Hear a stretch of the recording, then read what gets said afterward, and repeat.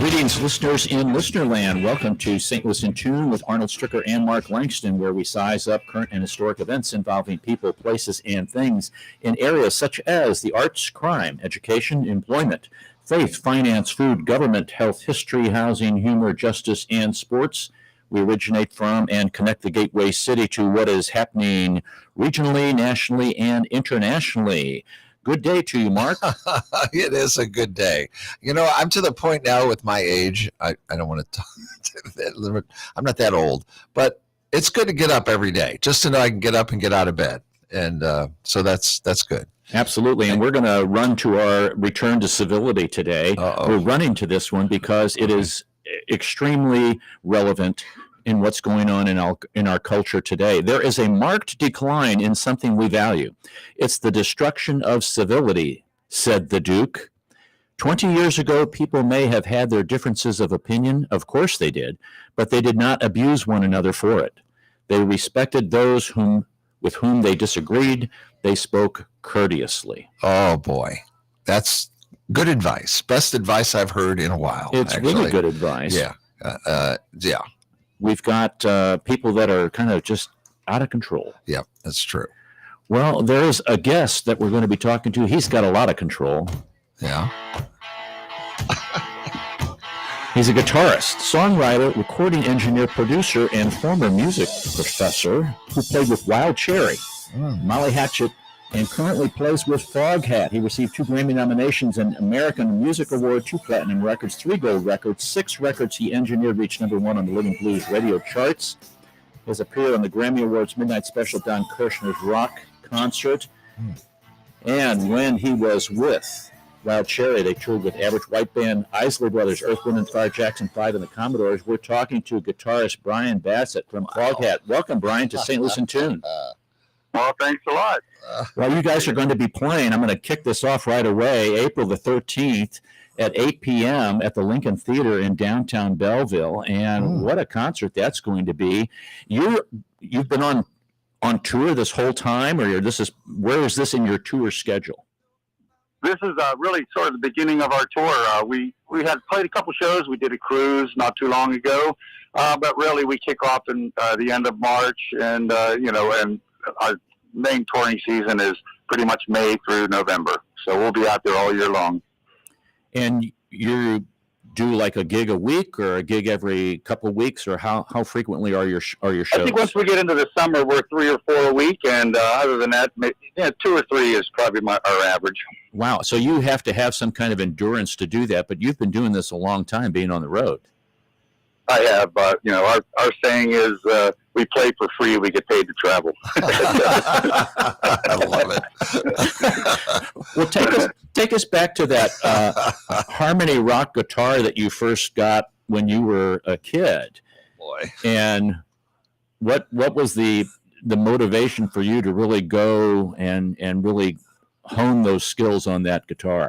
And how old were you? I'd like to know how old you were when you started there. I was probably a preteen. I think I was probably 12, 13, and Ed Sullivan's show with all the great British invasion bands, was on every weekend, and I think everyone in my neighborhood either got a guitar or some kind of a snare drum or something. So Wow. There was a lot of basement garage bands that in those couple years there, and once I got that red guitar, it was a bright red Harmony Rocket one. I just rebought one on eBay not too long ago too. It's not the exact one, but the same model, just to relive it. But when I opened up that case it was a Santa Claus gift, and Santa Claus, my parents, of course, they included a couple Jeff Beck records, so they put up a pretty. I don't know if that was by chance, but I was like, okay, well, what a way to start, trying to copy Jeff Beck, my favorite guy over the years.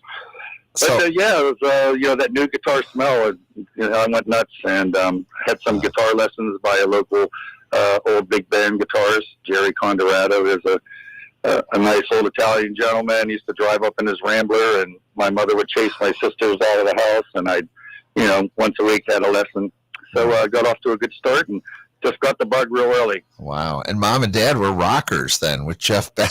I know. Could you imagine? Yeah. Like, okay, well, That's they could have picked like Gloria or, My mom and dad were listening to Nat King Cole, stuff like that. Right. Herb Albert and the Tijuana Brass. Right. You know, and I said, Yeah, that was a good one. It was, but I was like, hey, I want to hear some rock. Can I hear some rock and roll? It might blow up the record player. Oh, yeah. They didn't like that. So you mentioned Jerry, and musicians always have an affinity for their teachers in one way or the other. A lot of times they love them or they hate them. And he obviously gave you a lot of good foundational skills. What are some of those skills that you really got from Jerry that helped you become the guitar player that you are today? He was not a rocker at all, and I learned all the old big band classics, and so he taught me to read music first of all, and then we worked out of the Mel Bay system. 1 through 12. There's the books, as you advanced in technique. But that's what he taught me really was proper technique, hand position, and reading, and of course I applied that to after he left. I'd slap on a Kinks record or something, but when he was there, we learned these very basic songs, but I learned proper hand technique. Really, that was what he taught me, and reading, I think, were the two main things. So when you go away to University of Pittsburgh and you're working on your degree and you're kind of playing in some groups and things like that, just kind of catching up with other guitar players and exchanging stories and exchanging some kind of, chords or things that you're doing? Yeah, absolutely, yes. And Pittsburgh was a really great music city at that time. I mean, there was dozens of clubs to play. We played one of my early bands. We would play 5 nights a week in a different club every night, and cover music, of course. And we were just beginning to learn to write songs, but mostly we were playing top 40. But it was a real proving ground for learning your craft, and I did really, if it wasn't for that, I doubt I would be where I am today. And it was just so many great musicians over the years. And then in the 70s, during Wild Cherry era, there was dozens of groups playing original music. It was almost like Seattle became later on as a music hub. And it was a beautiful place to learn to play. And eventually we had that hit record out of there. So you were 22 when that number one hit came? And that's right. Wow. And you guys have been playing together for how long? Just a couple of years, but we Rob Parisi, who was the band leader and would play that funky music, had a band called Wild Cherry before I joined, and he had disbanded it and decided to give up music, and he was managing some restaurants, and that lasted about a year. And I told him when he broke his band up, I said, if you ever get back in the music business, give me a call, which he did not too long later, and we added a bass player and a drummer, my friend Ronnie Beidel and Alan Wentz. We did some auditions, and Ronnie I had played with in a previous band. And that was the quartet that we started playing. So we already, he had a great reputation in all the clubs in the tri-state area, West Virginia, Ohio, Pennsylvania. That was our sort of stomping grounds. And so we went right up on the, basically. And really, that was the time when music was changing. We were playing like Robin Trower, Foghat, Led Zeppelin. But then the Commodores came out, Casey, David Bowie, Fame, and all these funk songs were coming. Yeah. The whole sound was changing. Mm-hmm. But we were really adept at learning what was current, and we really changed our sound from rock to what I want to call rock, funk rock. We tried to do rock sounds with, funk beats, dance beats. Mm-hmm. And but the song is autobiographical. Someone actually did come up to our drummer at a gig and said, hey, you better start playing some funky music, white boy. I was going to ask that. I read that in another interview, and I was going to, probe you about that, the autobiographical nature of that song. Mm-hmm. So that's what it was. We played these big discos. There were 2001 discos, and at the time that was a futuristic name, Oh, yeah. So, but the dance floor would be packed, and listening to the Commodores, Earth, Wind and Fire, and as soon as we start playing our set in between the DJ, it was like crickets were out there, and everyone wants got a drink. And that's what someone actually did say to our drummer, you better play some funky music, white boy. Whoa, And, love it. Ronnie came back to the dressing room and told Rob that. We all laughed, and Rob started writing the song that night, actually, in the club on a napkin. Wow. Kind of what a story. and those are how those songs happen, is that they're kind of, right off the cuff. Yeah, right. And, we were, I guess, styled ourselves after the Commodores in particular. Mm-hmm. I like the band Trapeze, which was a great, great band. And, had sort of like funky elements, but rock and roll sounds. Mm-hmm. And I in my head, I was, what Robert Palmer later did. Mm-hmm. That's the sound I was having in my head. And, we went a little bit more R&B-ish, I think. But then we got to play with so many great bands, on tour. That song went up the charts so fast, and all of a sudden we're touring with the Commodores and Earth, Wind and Fire. And, wow, yeah. Average White Band, and it was pretty amazing, really. So those all became influences, I'm presuming, in how you produce and how you write now, and even how you perform.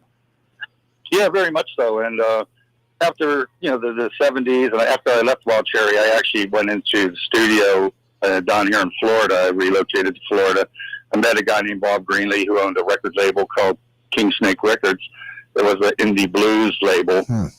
And I was an engineer, producer, session guitarist for a lot of blues acts. Kenny Neal, Rufus Thomas. Wow. We did a couple hundred records over the course of 15 years there.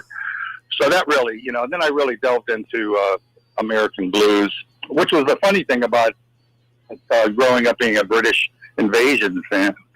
Right. You start seeing these songwriters, who's Muddy Waters, who's Otis Rush, who are these guys? And then you start discovering America's blues roots and how much it, meant to the British guys, And it's funny how that, I liked all the British guitar players, Peter Green, Jeff Beck, of course, Eric Clapton, but they were all enamored with the American players. So it's funny how that went back and forth.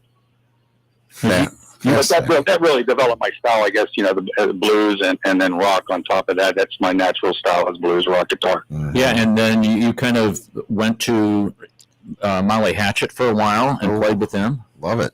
I did, and fun band. I like Southern rock. I didn't know that much about it really, but I was on tour with Lonesome Dave in Europe, and we were playing with Molly Hatchet, and Foghat. This is, I guess, we're jumping ahead to about 89, I guess, 90 through 92. I played with Dave, and all the original members of Foghat were reforming in 92, and I just finished a tour with Molly Hatchet, and Danny Joe asked me onto his bus and asked if I would join his band. He knew that I was basically out of a job, so I said, "Do you want to join our band?" I go, "Yes, sir, I do. Thank you." And I did 3 albums with them, and it was very challenging from a guitar standpoint. A lot of harmony guitars, not unlike the Allman Brothers, but a little bit more rock oriented, really. Mm-hmm. This is Arnold Strickler with Mark Langston of St. Louis and Tune. We're talking to Brian Bassett, who's a guitarist for Foghat. They're going to be performing at the Lincoln Theater in downtown Belleville, April the 13th, Friday the 13th at 8 p.m. Wow. That's a good one, Brian. I know. I didn't realize that until you just said it. Yeah, right. Now, my lucky sock. You should. Several of those. Yeah. So I'm kind of enamored by studio musicians, and you've done some, like you were a studio house band, and how a lot of times they are heard on a lot of records and for a lot of performers, but people really don't know who they are. And what was that experience like? Mm-hmm. Well, what I loved about it, when I had a band in Pittsburgh after Wild Cherry, we would try, we had a great band. We were sort of Night Ranger style. We had good management, the guys that manage Styx now. Charlie Besco was our manager back then. But we could not get a record deal, and it was very frustrating to go out of great songs and just have them die on the vine. It was really difficult to make a record in those days. It wasn't like now with a laptop. I'm, in fact, mixing on a laptop the new Foghat record as we speak. But back then, you needed the backing and the distribution and everything of a record company, and without the deal, you didn't really go anywhere. So when I got the opportunity to work with an independent record label, we didn't sell millions of records. We sold thousands of records. If we sold 25,000 records, we were ecstatic. Blues records. What I loved about it was we were able to get a band in and, work on a record and put it out, and the group would have merchandise to sell on the road. we were on all the college radio stations and anyone that featured blues. So just to be able to do projects, have it completed, get a product in your hand, that was very satisfying in that time. Mm-hmm. When it was very difficult for bands to get record deals. So we helped a lot of young artists. Now, when was it that you really started to pick up slide guitar and use some of the slides in your performances? Was that when you were at the university, or? I played a little bit of, as a session musician, I played a little slide. But when I met Lonesome Dave, the great guitarist Pat Travers, who was a friend of ours when I moved to Florida, brought Dave to one of our, I had a quartet called Blue House, and we played every weekend in Orlando. And he brought Lonesome Dave to one of our shows, and we played very eclectic, songs by, southeastern blues guys, Lightning Slim, Lonesome Sundown, all these really, odd songs. Dave knew every one of them, being the blues historian that he really was.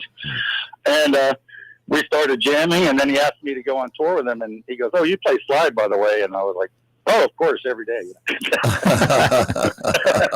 Like an actor. "Hey, do you ride a horse?" "Oh, yeah, I ride them all the time." Yeah. But so I really, when I met Dave, I really studied the Foghat songbook intensely, and worked on my slide technique. So that's really when I got into it heavy. Yeah. Discuss that, because I think people, I did a little research on that before we were getting ready to talk to you, and it's quite a bit different than what I thought it was. And playing slide guitar, we start out with Robert Randolph here on our theme, and but the various kinds of brass, glass, and ceramic that you can use, and then just some of the technique that just. Discuss that a little bit for listeners, so they can get a clue on what you're doing when they're watching you. It's a tough thing to do. It is a very, intricate thing, actually, and you just brought up a good point. I mean, there's so many different techniques, so many different materials. They all sound different. Brass sounds great.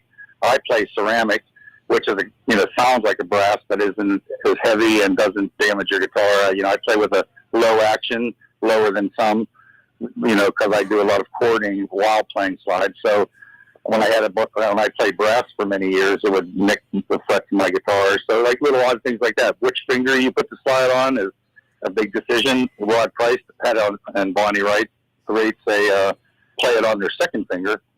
I play on my third finger. A lot of guys play it on their pinky. So I mean, there's all these little deviations, and then you have so many different styles of players. I mean, Warren Haynes plays great. Derek Trucks is unbelievable. Randolph is, like you just mentioned. I think he's more of a lap steel player. But, right. So there's all these different techniques, and then there's so many great slide players coming out of Nashville, which are more country. You have to decide if you want a clean Stratocaster sound, or, I studied Rod Price for so many years, and that's loud, distorted slide through a Marshall amplifier. So there's all kinds of muting techniques that you do with both hands, to get a clean sound. So, there's, I could probably do a series of instructional videos just to point out all these minor differences. It's not just, pick up something, put it on your finger and slide away. There's a lot of things, how you tune your guitar. Right. Johnny Winter played open A, I play open E. There's different tunings to consider. So, there's a lot that goes into that slide technique, of any great player.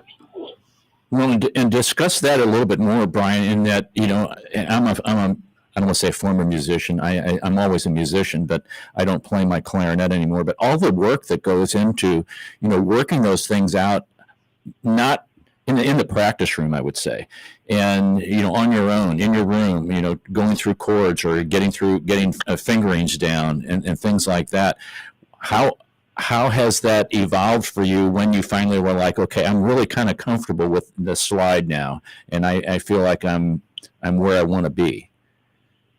I've been in Foghat now close to over 20 years. And the first 5-6 years, I was always very picky about intonation. I think that's probably the most decisive thing when you're learning slide is how to play in tune. Because nothing sounds worse than a bad slide note. There's no hiding an out of tune note when you're playing slide. When you're playing regular guitar, you can add some vibrato or, bend the note a little bit. On a slide, you're either hitting it or you're not. So intonation is probably the best indicator of someone's skill level. Some people are natural at it. I mean, that was my most difficult thing, was playing in tune consistently. Some guys just have a natural thing. Like, we do a lot of shows with George Thorogood, and he just rips away and it always sounds great. So, maybe I'm a little hard on myself, but to me, that was my biggest challenge. And I didn't realize you play on the fret versus between the fret. Right. Yeah, I think that's one of the first things you figure out. Because really, when you put your fingers without a slide, when you play regular guitar, right. It is stopping on the fret. You're just behind it, pushing the string down to that fret. So, once you realize that, I got to play right on top of the fret. So, that's definitely one of the first things you learn. We're talking to Brian Bassett. He's guitarist for Foghat. This is Arnold Stricker with Mark Langston of St. Louis in Tune. They're going to be performing at the Lincoln Theater in downtown Belleville, April the 13th at 8 p.m. You can get some tickets.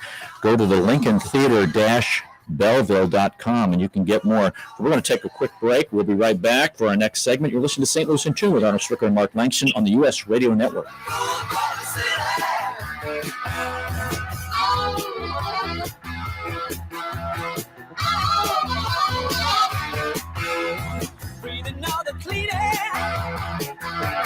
Sitting in the sun. At St. Louis in Tune, we strive to bring you informative, useful, and reflective stories, as well as interviews about current and historic issues and events that involve people, places, and things.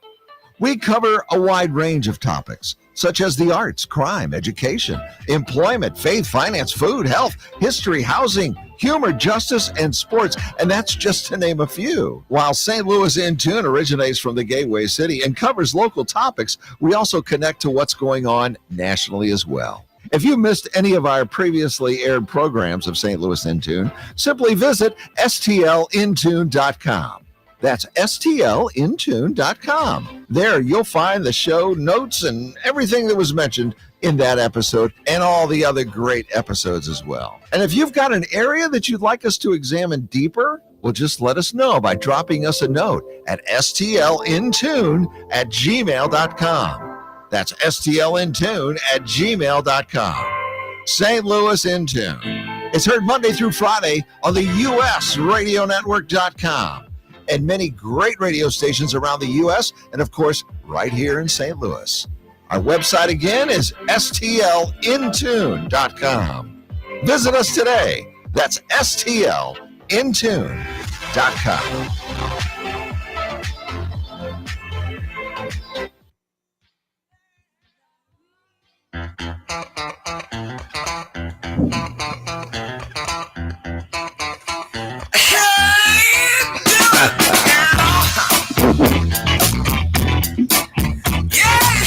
That was Brian Bassett on the guitar, starting that off, folks. This is Arnold Stricker with Mark Langston of St. Louis in Tune. We're talking to Brian Bassett, who's guitarist for Foghat. They're going to be performing at the Lincoln Theater in downtown Belleville on April the 13th at 8 p.m.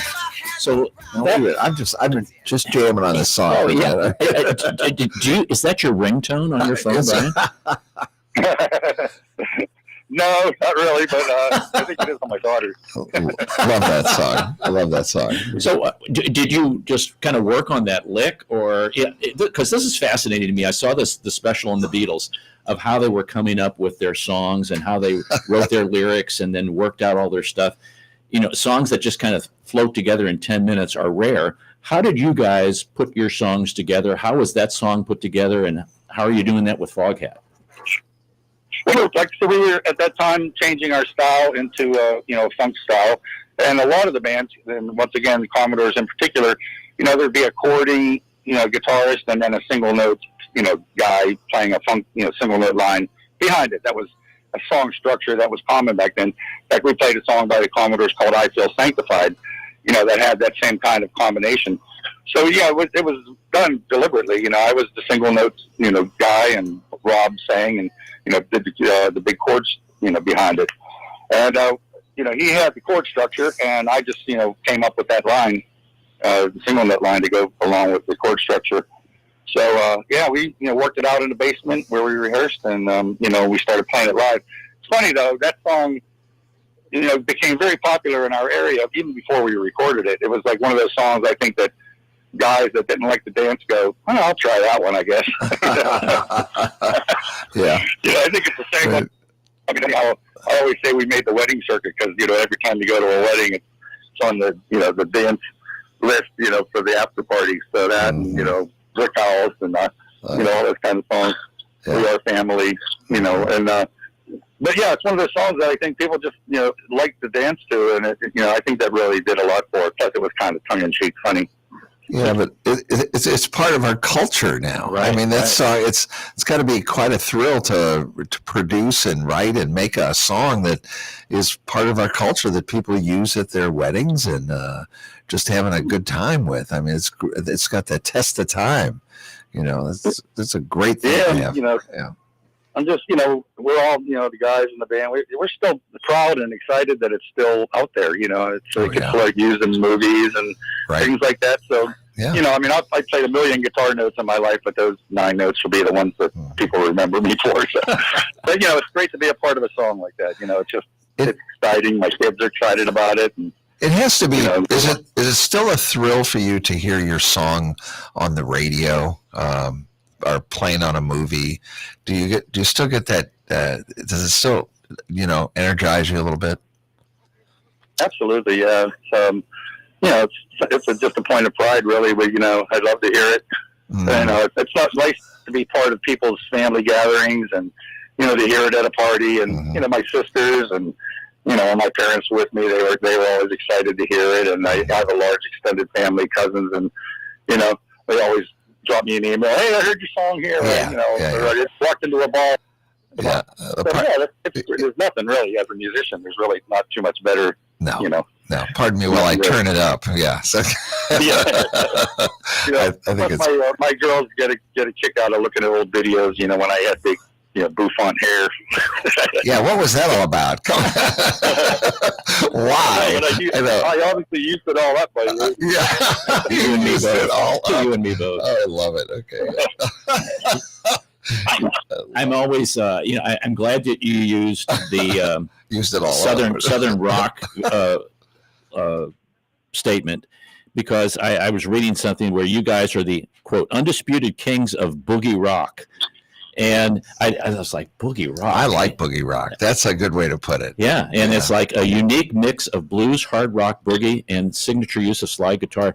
But, when you talk about kind of, I don't want to say this in a bad way, but how people want to put people in a certain kind of box. Okay, they're this kind of player, or they play in this kind of style. And that's not really what you have kind of, you play all different kinds of styles, but you have maybe some favorites. Yeah, absolutely. And I think most musicians enjoy all kinds of music. I don't think anyone's really in their own mind pigeonholed. I love a good country song. I love, Vince Gill. I love, Keith Urban. I love all that. He's great, two great guitar players. And, I love classical music. My daughter's in an orchestra at Stetson University here in Florida. I love classical music. So I think most musicians have a wide range. What's lucky for us is, Foghat is a well-known name from the 70s, and most bands, when you hear Deep Purple or Ozzy Osbourne or, Led Zeppelin, you have that sound in your head. I think it's pigeonholing. It was a little tougher on unknown new bands when they're trying to come up and establish their own sound, and, they get, put in that indie category or this kind of category, and, it's different. And, radio is all different, too, than it was in the 70s. So, I'm sure you guys remember, the great radio stations coming up. You would hear, Charlie Parker, Jimi Hendrix, Janis Joplin, blues, it was very diversified. So all radio stations are more split off now into country, classic rock, or what have you. Right. So, I think it's a little more difficult for the young guys now. Everybody that has a name in the business, has their own, basically, their own category, so. Right. Relationship seems to have been a big thing for you, Lonesome Dave and some of the other guys that you mentioned, about just being able to move from group to group and not being, quote unquote, unemployed at the time. Would you elaborate on that for people who are kind of getting into the industry or want to get into the industry, that how important those kind of contacts are? Well, networking is everything in the music business, and I will say your musical ability is only 50% of it. You know, your personality, your ability to get along with people. And like I said, we play for free, get paid to travel, because travel, with a bunch of guys on a tour bus, especially in the old days, you'd be gone 5, 6, 8 weeks at a time on a bus, with 5 to 10, guys. And getting along is a big part of the music business, especially touring and live. So, and then being musically versatile and open to ideas, you can't, I consider myself a journeyman musician, so I always like collaborating with other musicians and working on their music, their writing. I'm not, some people are, stars or singer-songwriters that are singular artists and have backing musicians. That's, a concept that I see all the time, but that's not me, really. I'm a collaborator. I'm a band player. I'm not the main guy out there, which comes with its own, problems and its own challenges. So that's been my experiences. You get a bunch of guys that get along well and play well together, and then you make the music. Was that experience when you were a professor interesting as you dealt with some music students, and what courses did you teach? This I want to hear. I want to hear all about this. Yeah, this is like. Did you have Buffon? Wait, did you have Buffon here when you were a professor? Unfortunately, no. I wanted to see you in a tie and Buffon hair. I was very professor looking like. Okay. All right, sorry. I had wire-rimmed glasses and, not much hair. So wow, okay. Just had to ask. I'm sorry. Okay. Right. But, I taught at the Mike Curb School of, Arts and Technology at Daytona State University, which is a brilliant thing. I don't know if you've heard of Full Sail University, but it was a recording, school. Taught you recording engineering, music business. It was all around video editing. It was, but an arts and technology program. I taught what was called contemporary ensemble, which was basically, School of Rock. Everybody in the program had to, play in a band, basically. And I taught 3 of those, classes every semester. And then the kids would come in. Some of them were great musicians. Some of them were there for the more technical aspect of it. And we sort of made them play it. If they couldn't play guitar, you could play tambourine or, but most of the kids in our programs, were musicians at some level. So that's like basically what I taught. And I think the thing that I tried to convey the most was that, hey, listen, I was on a #1 record, and here I am in your classroom talking about it, and I live right down the street from you. So success is not as far away as you may think, So I tried to teach individual, skills and how to learn songs. I mean, that's basically what I did, was run rehearsals and try to show, the kids how to run a rehearsal, how to practice, how to ear train by listening to records, what key is that in, what chord is that, things like that. So just really basic beginning band techniques, That's what I was teaching. What I get from you, Brian, is you are really grounded in who you are and in your craft, and you're not where I've seen, and you've probably seen too, what people who they kind of get out there and a little prima donna-ish, they want to, strut their feathers around, and they're like the greatest thing since sliced bread. Oh, yeah. But, there's something else that'll come along. But you seem to be very grounded, and I really appreciate listening to that. It makes it, more enjoyable from my end, knowing that, okay, the guy that's playing that, he's just a real guy. Yeah. He's not somebody who thinks he's, somebody that's got to wait on him and anything like that. I don't know if you've had that comment made or what. Kind of haven't. Well, I appreciate that. I consider that a high compliment. So that's how I think about myself. I mean, I'm just a normal guy that happens to play guitar and enjoys it, and has been able to do it for a lot of years and make a living at it. Right. Yeah, I'm not really down too much with the prima donna guys. Like I said, there's other guys that are stars, and they said that is one of the things they have to deal with, is that ego, self-esteem, and how you envision yourself as an entertainer. Some guys we used to call it LSD, lead singer disease, and but some guys need that with that ego or whatever it is to maintain their stardom, I guess. I don't know. It hasn't been my problem, I guess, because I don't consider myself in that category of an entertainer. But yeah, well, thank you. Like I said, what you said was very complimentary to me, and I appreciate that because that's the way I think about it. I think about it as a job, and I enjoy meeting people that have the same frame of mind that I have. And so I mean, I've been playing a long time, and I've met hundreds of musicians, and the guys that I tend to hang out with and talk to and remain friends with all sort of think about it the same way I do. And run into people at an airport. Hey, how's it going? Where are you going? What city are you playing in? And stuff like that. It's just that's the way I look at it. It's just a fun job. Yeah, that's neat. Yeah, it's kind of nice to be normal. It's like I like you said. Yeah, I live down the street. And when I get done, I'm on stage. There's 20,000 people out there. I got to go and I just go home. Right, sleep in my bed. Yeah, right. It's like get my car and drive home. I know it's like nothing special. So, but it is special. It is very special. Yeah. I mean, what you give us is very special. It's a very special gift. I'm very blessed. I consider myself blessed to do something that I love like that, and have it go over well with people. Yeah, and get paid to travel too. Oh, why not? That's it. Yeah, right. So when you get paid to travel at the Lincoln Theater in downtown Belleville, April the 13th at 8 p.m., what can fans expect? Well, we're going to obviously play some of the Foghat hits that everyone loves to hear and we love to play. We got a couple deep cuts from albums. We're going to play a couple new songs that are going to be on our upcoming album, which is just making right now. We finished principal recording and I'm mixing it.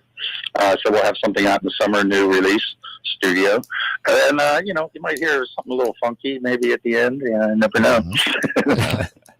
It's got to be hard to do new rock music nowadays. I mean, I always see all these classic rock. I was a disc jockey in the 70s. I remember when Foghat hit the scene, and Sammy Hagar and Thin Lizzy and all these bands were coming out at that time. But I don't see that kind of a surge anymore. I mean, for rock and roll to be there, it's got to be a difficult thing. Is it difficult? Maybe I'm missing something here. Yeah. Well, it's difficult trying to get new music by classic rock bands out there. We have our fan base, and so we'll sell to our Foghat fans from our website, and we're all digital music's sold these days. We actually, the last few releases, we did vinyl runs too. So, we have a fan base that'll buy some of our stuff. It's not like the old days where it's in the millions. Right. I don't think anybody is really anymore. No. Except the very tip of the pyramid. But it's just the whole music business is different, as you well know. The way you distribute music, the way people consume music. I mean, I can remember in years past worrying whether there was 2 or 3 seconds between tracks on a vinyl record. From a artistic standpoint, does this song run well into that one? Does it, So as a part, I was on the Grammy board for a long time, and the producers and engineers wing. And this was a discussion where when digital albums, got put up on iTunes, it goes alphabetical. It takes the concept of a record, pretty much destroys it. So we were, trying to figure out ways in the new digital age to, keep the integrity of a record, song order, and because it was a big thing back then. Do you want a rocker going into a ballad? Do you want this song going that? Right. Should it wait 4 seconds to let the atmosphere shift before the next song comes up? So all those kind of artistic considerations in making a record have totally changed.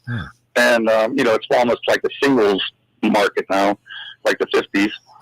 I don't know, young bands have a whole different set of challenges than us classic rock guys do. We have our record, out there, and in fact, we just, released, there's a compilation came out on the first 5 Foghat record just came out as a digital CD package this past week. And so we have those records, and they're in the can, and they're, sequenced, and they are the way they are. How you make a new record for an old band? Well, we just do it for fun now. And, we record at our leisure. We have a recording studio in Central Florida, and we rehearse and write, and we record, and once we have a bunch of songs we like, we put something out. But yeah, it's quite different from the 70s, obviously. How fun. Sounds like fun. Yeah, good for you guys. We're grateful that you took the time today to talk to us. We've been talking to Brian Bassett. He's guitarist for Foghat. They are performing at the Lincoln Theater in downtown Belleville, April the 13th at 8 p.m. Brian, thank you very much for taking time to talk to us. We greatly appreciate it and enjoyed it thoroughly. Yeah, absolutely. Well, thank you. It's been my pleasure. Thanks, guys. Yeah, Take care. All right, Brian. Great. Be careful. Okay. Wow. What a great guy. What a great guy. That was fun. I wasn't sure how it was going to go. He is articulate. He's smart. He's been around the block a few times, if I might say. Yeah, on the board of the Grammys for producing, and it's like he's really got his fingers in a lot of different pies that all relate to what he loves to do is music. Right. What a swell guy. Yeah, swell guy. I'm not kidding. He's just a swell guy. Yeah, because a lot of times you don't get that kind of response. No, not at all. Yeah. Wow. What a band. I mean, there are so many great songs. I Just Want to Make Love to You was one of them. Right. Ride, Slow Ride. Driving Wheel. Yes. Stone Blue. Oh, there's Fool for the City. Yep. That's all 70s stuff. But it kind of lasts the test of time. And there's still, there's kids in their 20s that I know that are listening to some of this stuff. Well, what's interesting is he was talking about country music, and country music has taken on, and you've done country music for a long time. Yeah. It's taken on all these different flavors. And so you've got country rock, and you have country this and country that, and it's like this amalgamation of things. Yeah. Southern rock, Southern country. Yeah. A lot of different gospel country, That's it. There's a lot of different ways. Yeah. American music. It's just American music. Unbelievable. Yeah. So, Mark, name a band, because it's interesting how bands got their name. Matter of fact, Foghat. Let me pull this up here real fast if I can. How did they ever get a name like Foghat? I know Fleetwood Mac is Mick Fleetwood. He got that. Right. Let's see here. That's a drummer. I don't know if you ever pay it. I mean, Mick Fleetwood. What a drummer he was, or is. He still is, but I don't know if he's doing any work at all anymore. But you should next time. Let's try to listen to the drum going on in a Fleetwood Mac song. It's an amazing. He's got a whole different beat than any other drummer I've heard. Yeah, that was a combination of the last names of Mick Fleetwood and bassist John McVie. McVie, right? Right. Yeah. So Foghat, when interviewer Gary James asked drummer Roger Earl, he's the original drummer, he's still with the group, is there a significance to the band's name? And he said, no real significance. Lonesome Dave threw out the name when he was like 12 or 13. He was playing a kind of Scrabble game with his brother, and Dave came up with a name and insisted it was a name. It's kind of like you're playing Scrabble and you go, no, that's a word. No, that's a word. That's a word. And Dave was right. We were on our way into the studio to do the artwork for the first album, and we didn't have a title for the band, so we had to decide, and it was Foghat. Foghat. Is it one word or two words? It's one word. Okay, just want to make that clear. So how about While I'm Here, Foreigner, the band Foreigner? Oh, yeah. British guitarist Mick Jones started the band in New York. Since he was a foreigner, he chose that for the name. Oh, Foreigner. Okay. These origins of band names is very fascinating. So give me another band, Mark. How about I'll give you an individual. You may not know this. I'll tell it real quick. Conway Twitty. Okay. All right. That's not his real name. I couldn't tell you what Conway Twitty's real name is. I can't remember what it is. But his name comes from Conway, Arkansas, and Twitty, Texas. I don't know why, but Conway, Arkansas, and Twitty, Texas. That's where Conway Twitty got his name. That's interesting. A little country trivia. Bill Haley and his Comets. Okay. Known as the Saddlemen. Until 1952, WPWA radio station program director Bob Johnson suggested Haley rhymes with Bailey. Take advantage of the common mispronunciation of Halley's rhymes with Sally's Comet. Bill Haley and his Comets. What a way to get there. Yeah. Now was there Jefferson Airplane and Jefferson Starship? Yes. I don't know what there was something there. I never really understood the difference. It was Jefferson Airplane, but then it became Jefferson Starship or vice versa, or vice, or however you say it. Inspired by the blues player Blind Lemon Jefferson and the name of a friend's dog. Jefferson Airplane is also slang for a used paper match split open to hold a marijuana joint that has been smoked too short to hold without burning the hands. Oh my goodness. An improvised roach clip. I never knew that. Yeah. Wow. All right, let's do another one here. Crosby, Stills, obviously, that, and Nash And Young. and Young, right? Once, yeah. While still trying to decide on a name for the new group, the trio considered calling themselves the Frozen Noses as a vague reference to their growing cocaine habit. They also came close to including their drummer Dallas Taylor, but decided that drummers were expendable. Wow. Wow. Holy smokes, that's tough. Wow, that's tough stuff. Rolling Stones. From the Muddy Waters song Rolling Stone, the name was suggested by guitarist Brian Jones.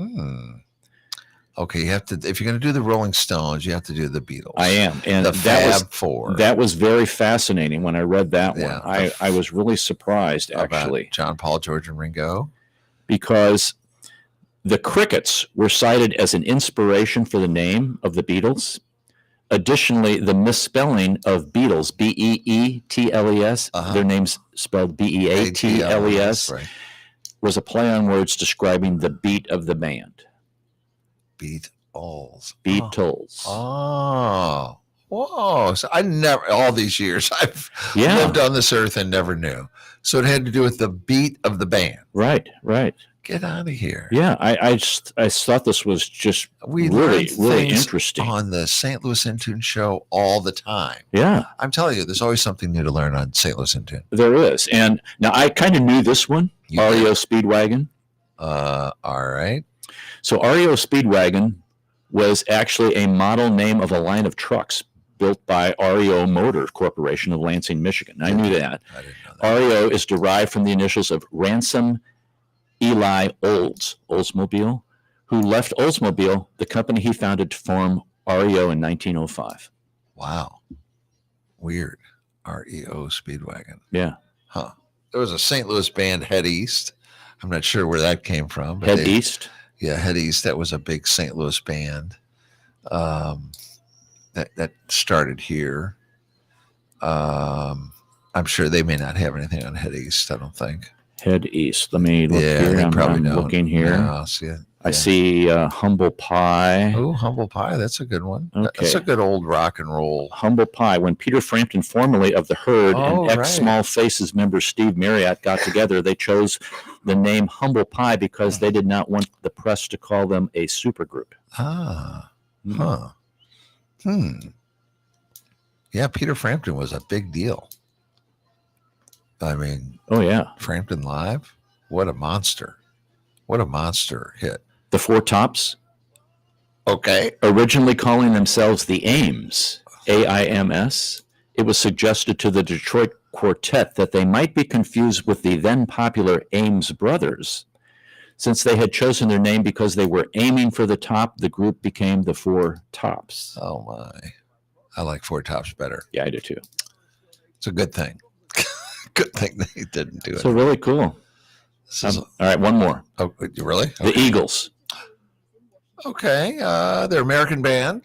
Their name was inspired by the Byrds, Okay. who were a big influence on the Eagles. They started out as the Teen Kings and later the Emergencies. Don Henley recalled, "We wanted something simple and we wanted something American and we wanted something that was easy to remember and something with a little spiritual value. Eagles sounded very American football teams and street gangs." Oh, wow. Wow. Wow. Wow. That's interesting. Well, it's been a fun show. It has been. Especially, even if you're not a rock and roll, you've heard these names, you've heard the stuff, and it's good to hear what's going on with it. Yeah. Kind of make you a little more well-rounded, Oh, yeah. a little more worldly. So you have some days today, apparently. We always do, this is Mark's, the day of the day. Today is the day of National Burrito Day. Ooh. You like burritos? Yes, I do. All right. I'm not crazy about burritos, but it's because they're so big. Right. That's the Small thing. burritos. National Siamese Cat Day. Never had a Siamese cat. I've got cats, but I never had a Siamese cat. Yep. My neighbors did. I know. Never mind. I'm not going to even talk about it. Okay. Let's see. National Student Athlete Day. Okay. Yeah, I don't know if you were ever an athlete when you were a student. Yeah, I tried to be one. I was a center on the football team. Okay. The only reason was because I was the smallest, littlest guy, and I knew when I snapped the ball, I had one chance Yeah. to get him. It's that Right. sneak attack. Right. So I snapped the ball and hit him, and that was it. It was all over after that. New Beer Eve. In 1933, the government ended prohibition, and this date is to grab a beer and toast your ability to drink it again. Interesting. So you weren't able to drink it. Army Day. Today is Army Day. Let's see. California Poppy Day. Who cares? We're not in California, but they do listen to us in California. Yes, they do. Fresh Tomato Day. It's tough to find fresh tomatoes. It is, especially this time of year. Let's see. This is Holy Thursday. Tomorrow's Holy Friday. Right. And you know what happened on Holy Thursday? This was when Christ had his last supper. The Last Supper, and they washed his feet. Right. Yep. This is all right. Here's one of your favorites. I know this is your favorite. This is you. He used to bring one of these in all the time. National Coffee Day. No, Hostess Twinkie Day. Oh, that's yours. You've got those stashed all over the place. What is in a Hostess Twinkie? What is it made out of? That's the key thing. Oh, you remember when they were going to stop making those things? Oh my gosh! They did stop. There was an outcry. There was. Another company picked them up. Right. Yeah. I don't think. And they were made actually in Overland, Missouri. No. Yes. Stop. Yes. You're a wealth of information. I'm learning more on St. Louis in Tune than I ever have. That's why everybody should always tune in to St. Louis in Tune. Okay. International Day of Sport for Development and Peace. Okay, never mind. That's like basketball. So anyway, Jump Over Things Day. This is Jump Over Things Day. I thought that was the other day when I fell on my head. Did you fall on your head? Oh, no. Okay, so we had the beer day thing. Now it's National Alcohol Screening Day as well. They throw all this together. What about National Caramel Popcorn Day? Oh, that's good. Is that one of your favorites? Yeah, I like caramel popcorn and stuff with, butter. I like butter. I like the cheddar cheese stuff. Yeah. Man, just don't give me any Old Maids. Oh, man. No Old Maids. They say you're not supposed to eat popcorn, though. It gets stuck in your teeth and between your you gums. floss. Who cares? Yeah, I don't care. I'll eat popcorn all the time. It's good for you. I know it. Especially with a lot of butter. National That's it. Let's see. National Employee Benefit Day. National Food Face Day. So you're supposed to put a little funny face on your food today. Oh, I thought you were supposed to put your face in the food. No, you're not supposed to do that. National Library Day. Okay. Yeah. I don't know how political you want to get right now. No. I have stuff on that, but I'm not going to talk about it right now. About the Missouri State Legislature? Yeah. I got a whole thing on the Missouri State Legislature. Because they were mad at the libraries for not throwing books out. That this is terrible. It's a terrible thing. Here's my thing. Can I just say one thing about my thing? It's a free country. Don't take my free rights away. Right. Put the book on the shelf. If I want to read it, I'm going to read it. If I don't want to read it, I won't read it. Let's have a discussion about the book. We want local control. But we don't want it right here. Don't take, freedom of speech is the First Amendment. I mean, I just, people say, I don't want to hear that. It's like, no, people have a right to talk. They have a right to read things, let them make their own decisions. They'll figure it out. I know it. And then let's just take away funding because you won't go along with it. Let the Senate put it back in. Thank goodness somebody's got some sense in their head. I just have a couple more. National Pajama Day. Have you ever wanted to go to work in your pajamas? Have you ever done that? I've never done that. No? Nope. National Sorry Charlie Day. Sorry, Charlie. National Charlie Day allows us to pause and reflect on the rejections that we face throughout our lives. Oh, I thought that was like the tuna guy. Remember the tuna? No. Oh, sorry, Charlie. That's right. That's what I thought. Just a couple more here. National Teflon Day. Oh, that's Teflon Don. Yeah, that's when they made Teflon stuff. And two more. New Beer's Eve. Yep. Enjoy a sip of your favorite drink. Right. Because this is when and then the last one is World Table Tennis Day. Oh. Do you ever play ping pong? Yes. You're a ping pong guy? I'm not a good ping pong player. Okay. Well, we got about 5 minutes left, maybe less. Wow. So, the people who are the best to share a secret with, husbands, they're the best people. to share a secret with. Really? They'll never tell anyone because they aren't even listening. Oh, God. I love this one. At my boss's funeral, kneeling and whispering at the coffin. Who's thinking outside the box now, Gary? That is terrible.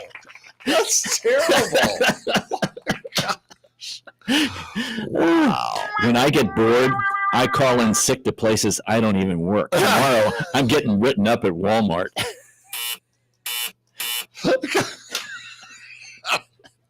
Wow.